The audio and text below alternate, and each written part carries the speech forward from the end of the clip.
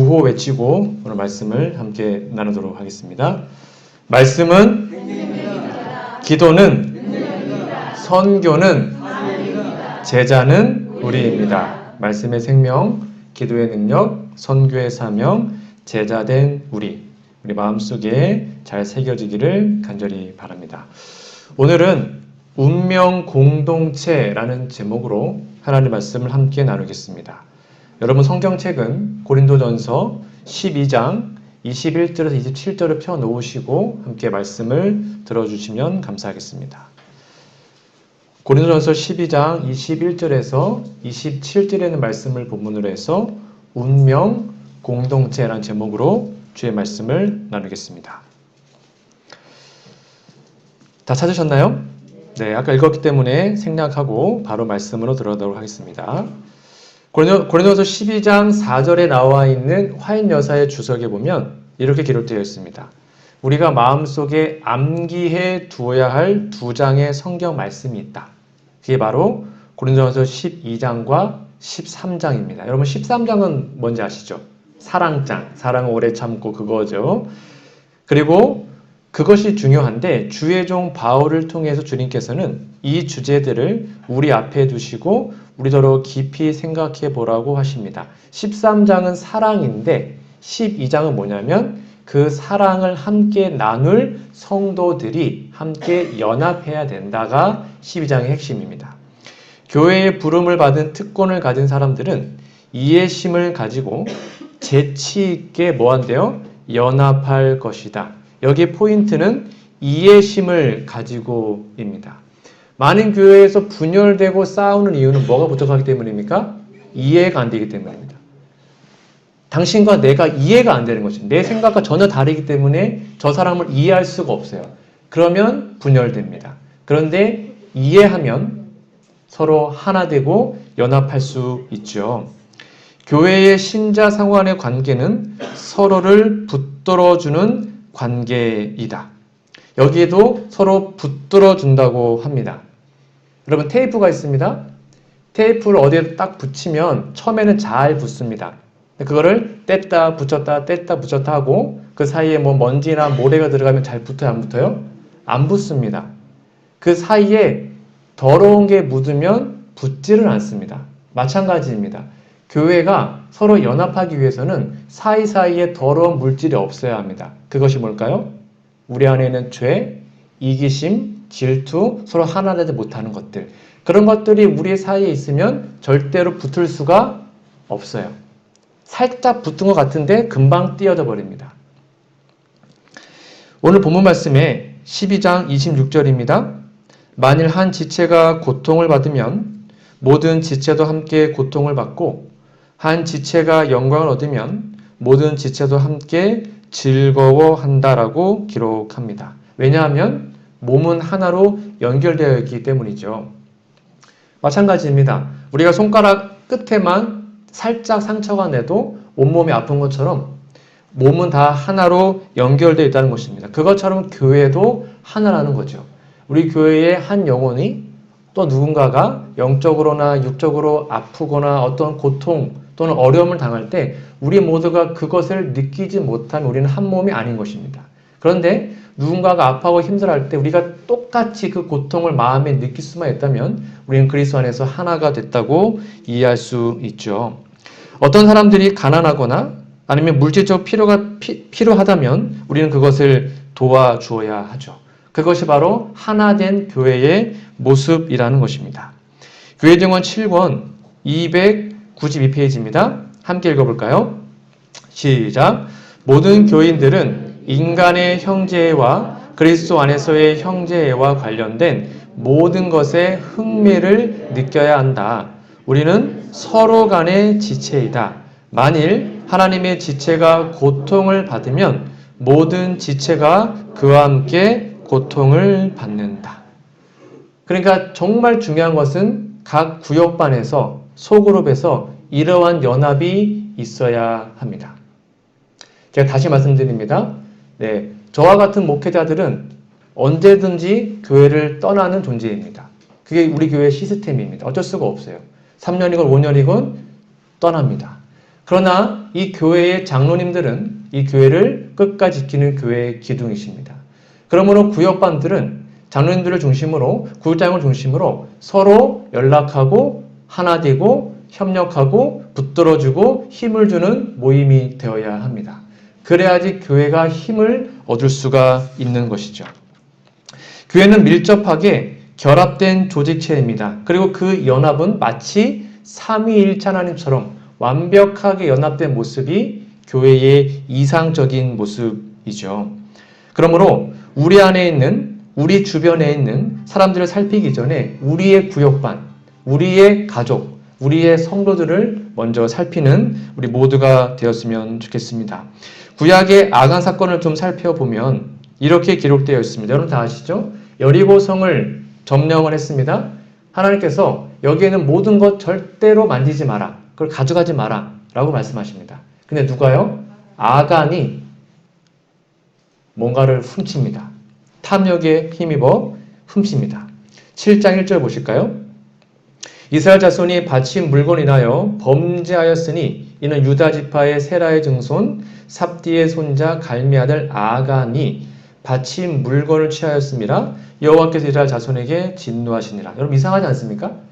아간이 잘못했으면 하나님의 아간에게만 벌레 내면 되는 거 아닙니까? 그렇죠? 근데 여기 보니까 아간이 범죄했습니다. 그런데 여호와께서 누구한테요? 이스라엘 자손 전체에게 진노를 하십니다. 이게 무슨 말일까요? 아간과 이스라엘 전체는 하나라는 것입니다. 하나라는 거예요. 그래서 한 사람이 범죄했는데 하나님은 전체에게 책임을 물으십니다. 그래서 그 아간 때문에 결국 아이성으로 올라갔던 사람들이 전쟁에서 져요. 몇 명이 죽습니까? 아이 앞에 도망갑니다. 그 아이성 사람들이 그들의 36인을 죽이고 패배하게 됩니다. 참 슬픈 일이 벌어지게 되죠.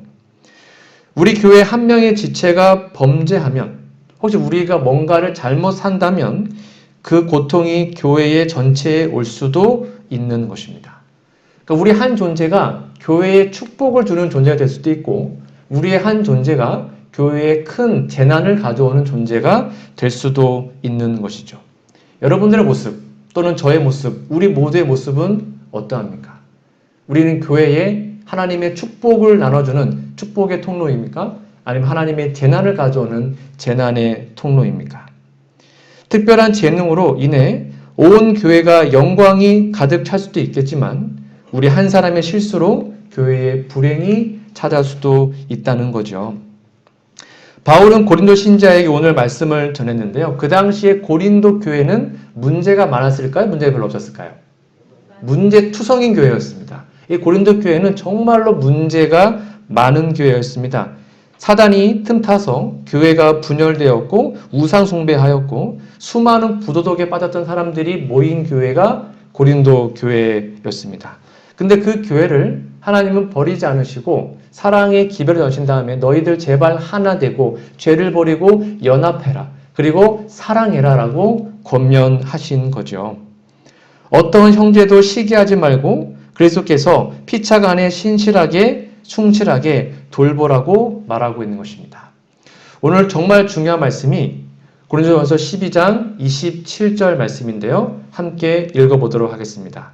시작. 너희는 그리스도의 몸이요 지체의 각 부분이라. 그러니까 우리는 하나님의 지체, 예수님의 지체죠. 예수님 우리의 머리이십니다. 그러니까 손이 잘났다고 발한테 뭐라 하면 안 되는 것입니다. 손이 하는 일이 있고 발이 하는 일이 있죠. 다 각각 역할이 달라요. 그러니까 우리 교회에 있는 모든 분들은 정말 다 필요하신 분들입니다. 다 역할이 다를 뿐이죠. 그래서 우리 모두가 협력해서 주님의 뜻을 이루어야 하는 것이죠. 그런 의미에서 하나님께서는 우리에게 하나됨이라는 것을 선물로 주시고 그것에 대한 표징으로서 우리에게 그리스도인이라는 이름을 주신 것입니다. 여러분 기억나십니까? 그리스도인이라고 처음으로 일컬음을 받았던 교회가 바로 안디옥 교회입니다. 사도행전 11장 26절에 보면 만남의 안디옥에 데리고 와서 둘이 바울과 바나바입니다. 교회에 1년간 모여서 무리를 가르칩니다. 근데 제자들이 안디옥에서 비로소 그리스도인이라 일컬음을 받게 되었더라. 그러니까 이방 사람들이, 안 믿는 사람들이 안디옥 교회 사람들을 보니까 말하는 것, 행동하는 것, 하여튼 삶의 방식이 누가 똑같은 거예요? 예수님과 똑같은 거예요. 야, 너 진짜 예수님 같다. 그래서 그리스도인이라고 이름을 붙여준 겁니다. 그러니까 그리스도인은 본인이 붙인 게 아니에요. 누가요? 이방인들이, 안 믿는 사람들이 그들에게 붙여준 별명입니다. 근데 그들이 그리스도인이라고 그렇게 살 수 있었던 비결이 바로 13장 1절에 기록되어 있습니다.